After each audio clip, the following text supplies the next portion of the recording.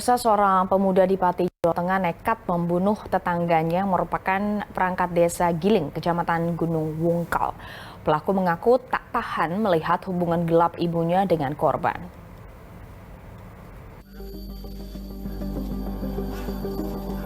SHW, pemuda 26 tahun ini ditangkap saat bersembunyi di rumah sepupunya di Kecamatan Margoyoso, Selasa siang.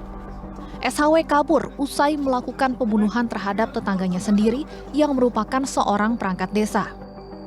Tersangka mendatangi rumah korban dengan menggedor pintu depan. Anak korban lantas mempersilahkan tersangka masuk dengan membukakan pintu. Tanpa bicara, tersangka langsung menuju ke salah satu ruangan dan menusuk perut korban dengan pisau. Korban sempat dibawa ke rumah sakit, namun nyawanya tak tertolong.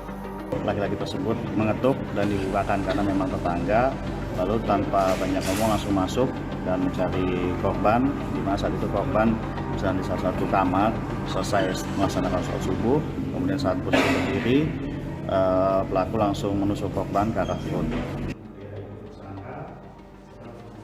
Tersangka mengaku sakit hati kepada sang perangkat desa karena menjalani hubungan perselingkuhan dengan ibu kandungnya. Ia mengaku tak terima karena ibunya hanya dijadikan sebagai tempat pelampiasan nafsu oleh korban.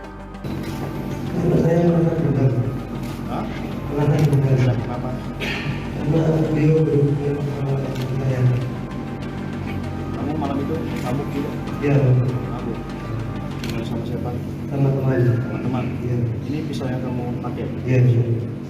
Kamu buang di mana? Di perkebunan. Sebilah pisau, pakaian pelaku dan korban dijadikan barang bukti dalam kasus pembunuhan ini. Atas perbuatannya, pemuda 26 tahun ini terancam hukuman penjara selama 15 tahun. Jamaah, Pati, Jawa Tengah. Kita sudah terhubung secara daring dengan Kasat Reskrim Polresta Pati. Selamat sore, Kompol M. Alvan Armin. Selamat sore, Mbak Stefani.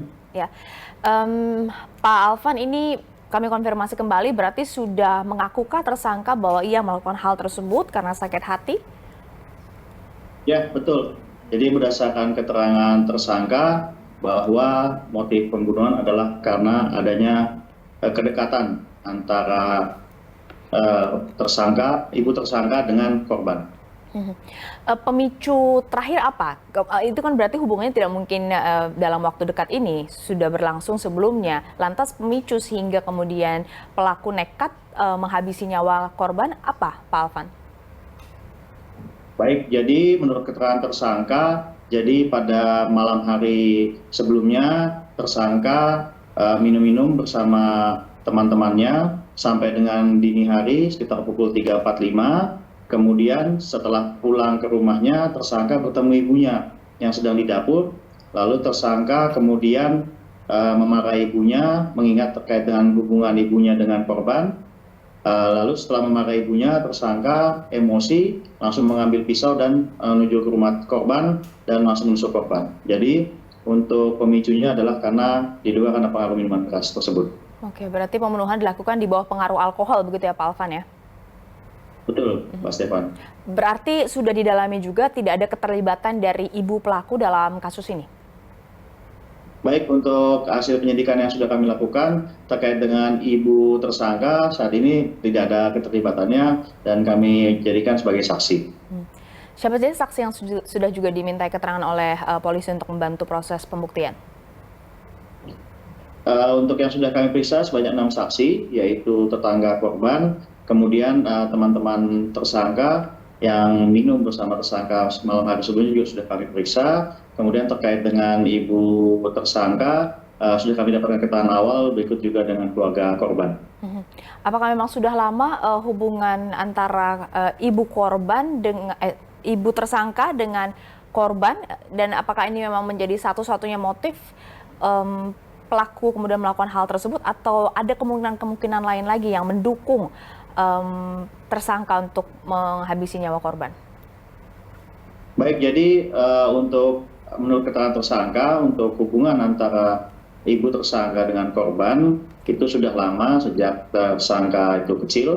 Kemudian untuk terkait motif, sementara saat ini memang itu saja, karena memang yang menjadi hubungan antara tersangka dengan korban, yaitu kaitan dengan adanya kedekatan tersebut. Jadi tidak ada hubungan lain antara tersangka dengan korban selain keterlibatan sang ibu dengan korban? Betul, seperti itu. Barang buktinya berarti hanya pisau saja atau apalagi yang kemudian menguatkan analisis polisi terkait dengan kasus ini? Terkait dengan alat barang bukti yaitu satu buah pisau, kemudian juga handphone milik korban.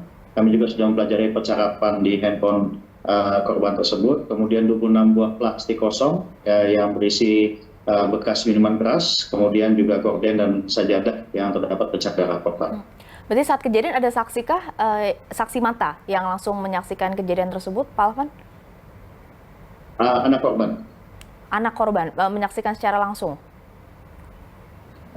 Jadi pada saat kejadian itu tersangka mengetuk pintu karena posisi subuh, kemudian anak korban membukanya karena memang tetangga, lalu tersangka masuk dan kemudian bertemu di salah satu ruangan. Jadi memang kalau anak korban itu tidak melihat langsung cara penusukannya, tapi melihat tersangka masuk ke dalam rumah. Itu juga berarti sudah diminta keterangan oleh polisi tentunya. Bagaimana dengan ayah tersangka misalnya, itu juga sudah dimintai keterangan?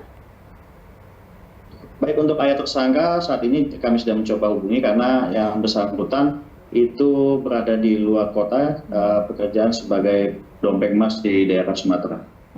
Oh, berarti ini juga yang kemudian didalami sehingga terjadi hubungan yang mungkin disebut perselingkuhan tersebut karena memang suami dari ayah dari tersangka ini ternyata berada di luar kota, termasuk saat kejadian itu terjadi, begitu Pak Alvan? Betul, Pak Stefan. Jadi apalagi yang akan didalami dalam proses penyidikan ini, Pak Alvan? Yang kami dalami itu terkait dengan pemeriksaan saksi, khususnya terkait dengan sebelum kejadian, apakah memang ada perencanaan dari korban atau tidak, karena memang penyidikan masih berjalan. Baik, terima kasih Kasat Reskrim Polresta Pati. Selamat sore Kompol M. Alvan Armin. Salam sehat Pak. Selamat sore.